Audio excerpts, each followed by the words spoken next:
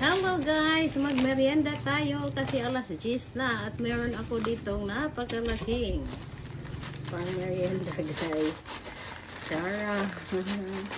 It's 35 pesos. Binili ko ito guys sa Hit Cafe. O, diba? Very big ensaymada. Narami na.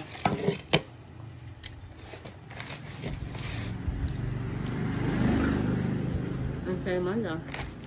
Ang anta guys. Ang anta ensaymada.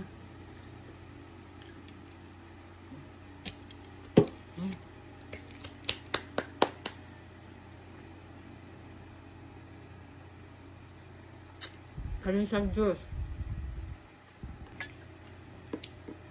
Orange juice guys. Super lamig. Galing sa fridge.